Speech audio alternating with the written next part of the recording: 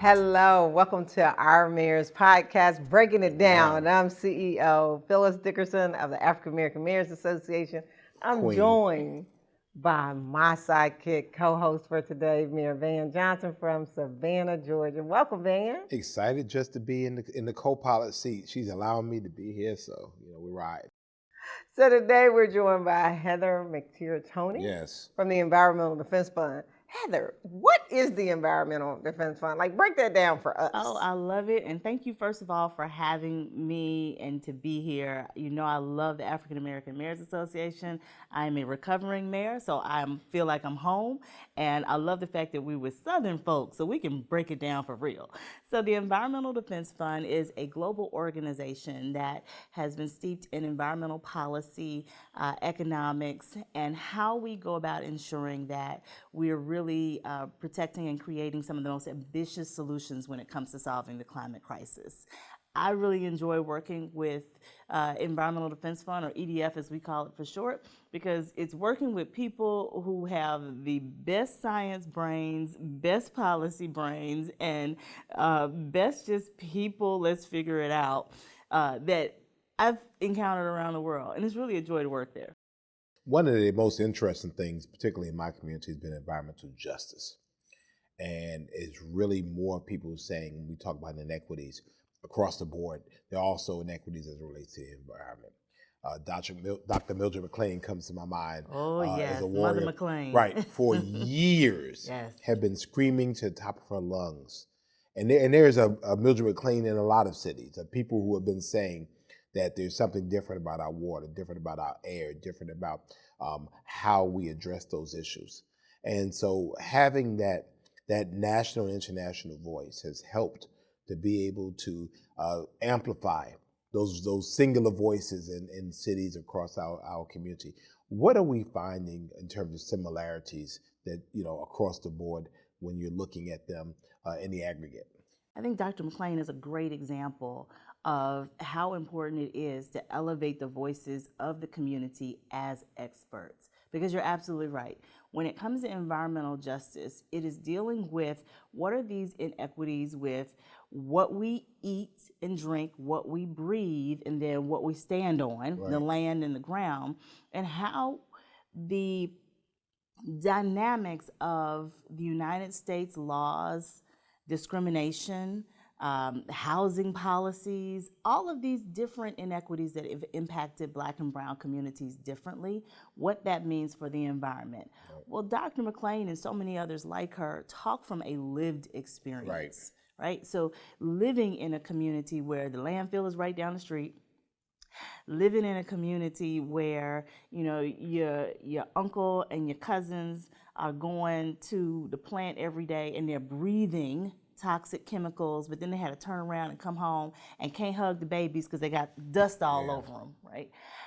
Not being able to water the plants in the backyard because the water is just not right. All of those are environmental injustices that people like Dr. McLean and experts all around the world that live in our communities, they don't have to have somebody come and study it to tell them what they live. And we have to listen to more of that. And then there's data that shows up that people that live their plants seem to all of a sudden all have various bunch of bronchial illnesses or related cancers and things that you could actually look at data that supports the lived experience. Absolutely. And unfortunately, people like a Dr. McLean and those who are able to say, see, this is what I'm telling you, don't have the wherewithal or the capacity to elevate it in such a way that people in the state and federal governments take notice and say, okay, here's a remedy for the injustice that has been proven. That's why it's so important for there to be more people who come from environmental justice communities to sit in political office, to be in appointed office, to be mayors, city council members, state representatives, governors, because we come from the community, well, that was our experience.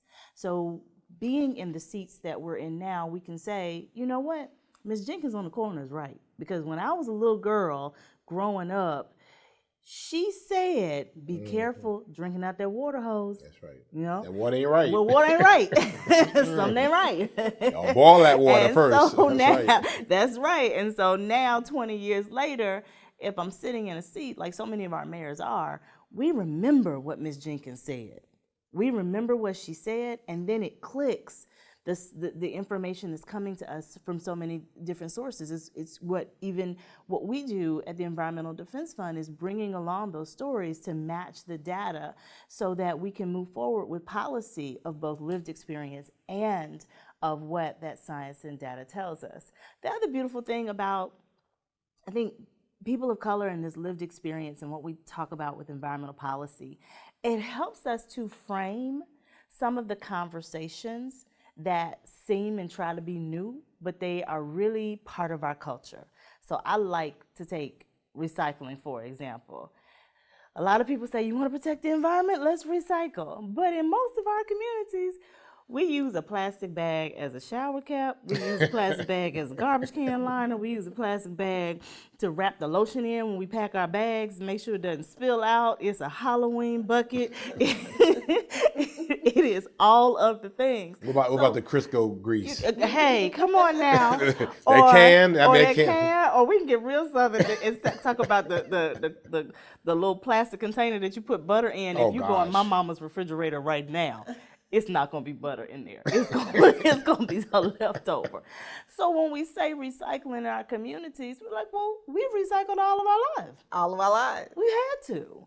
So it's not new to us, but we are now thinking through the ways of how can we use our cultural experiences to expand and broaden how we are protecting our communities and our environment. That's why we're necessary here. So I'm glad she brought up the culture, right? So we're a little different sometimes, right? And so one of the things that we talked about before, Heather, is telling Ms. Jones we're trying to lower gas emissions, so she needs to give up her gas stove to move over to an electric.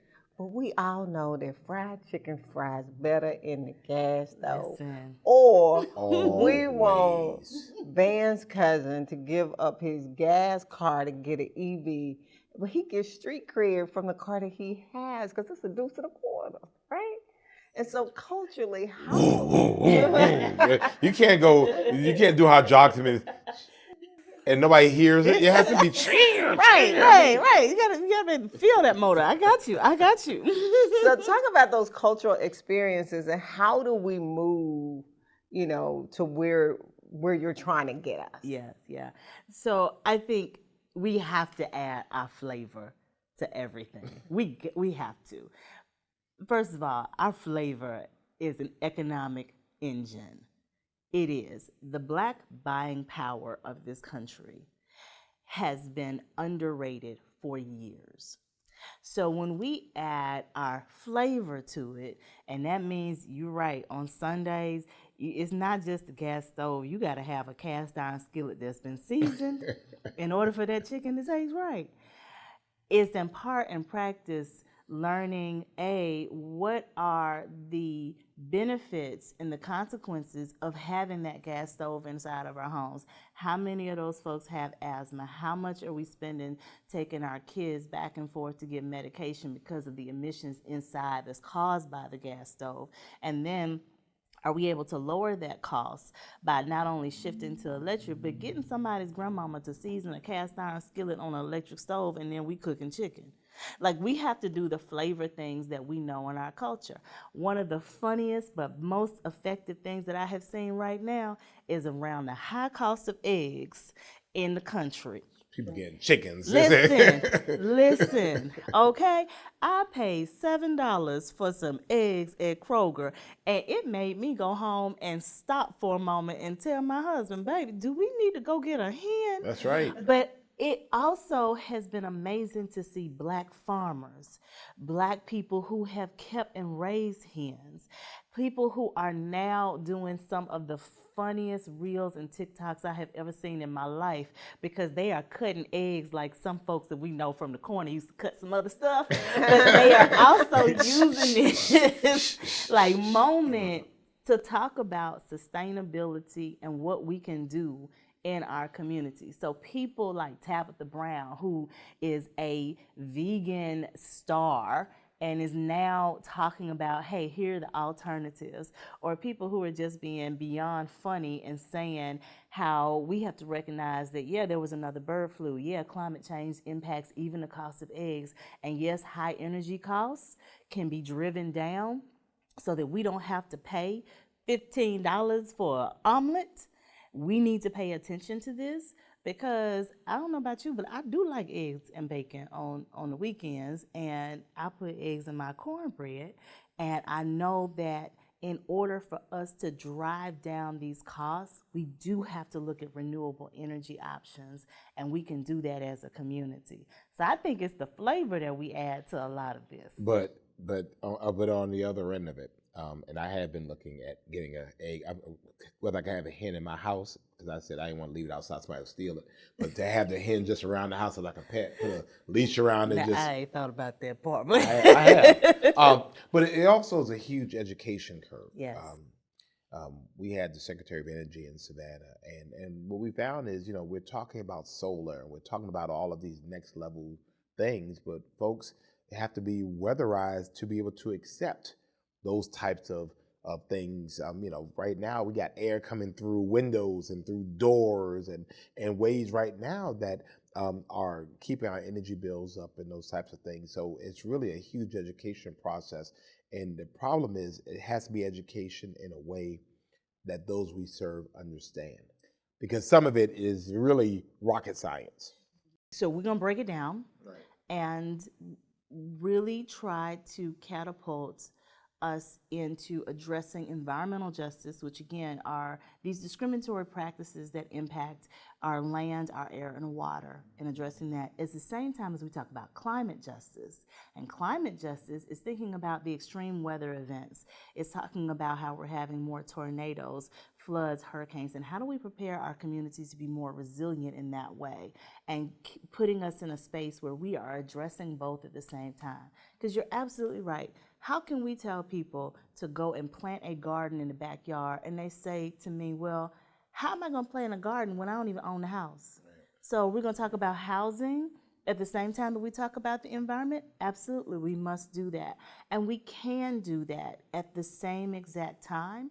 And we can do that in a way when we are equipping mayors with the tools and resources they need to address the social problems that they know are in their communities, public safety, housing, education, but layer that with climate so that they can leverage the funding. So one question, were you an environmentalist first, then a mayor, or were you a mayor now an environmentalist? Oh, I will tell you, I was a person who did not think I didn't think I was an environmentalist because I never saw environmentalists look like me. I thought environmentalists were vegan white people who lived on either the East Coast or the West Coast, hippies, wore Birkenstocks and hugged trees, because I didn't see myself when I Googled an environmentalist. Well, now we do, though. Now we do, and now we see ourselves, but we're also changing the image every time we show up in the way that we do. I'm not a person who's going to be outside, in camping in trees and wearing Birkenstocks. Not saying there's anything wrong with that, and I do love the outdoors, but I feel comfortable now showing up as myself and saying I am an environmentalist. And the more that we can share and show people themselves in this work, I think the stronger we become as a community. But we should all be environmentalists. We all are environmentalists. And finally, before she asks her last question, why are partnerships such as with the AAMA, the African American Mayors Association, why is it important? We found truly we found so much value in the partnership that the Environmental Defense Fund has with the African American Mayors Association in addressing the global crisis of climate. We are not alone in this, and we need multiple voices to help us understand how to address different problems with different demographics. So AAMA presents not only an opportunity for us to share, but for us to learn, because this is an ever-evolving conversation. Now, unless anyone has knowledge of a different planet we're going to go to and the additional resources to get there outside of Jeff Bezos, we have to figure out how to do it on this one. That's right. And all of us are on this one together. And we can do that when we listen to the different voices of Black communities, of the indigenous communities, and hopefully I'll get to come back and we can even talk about the work that's happening internationally with some of our brothers and sisters in different countries and local leaders that say, hey, we're doing this too. And we all look alike and our communities are alike. How can we learn from our best practices and expand this even faster? Thank you, Heather, for joining us today. Thank you, Neil Johnson, for being my co-host. And we'll see you next time. Absolutely.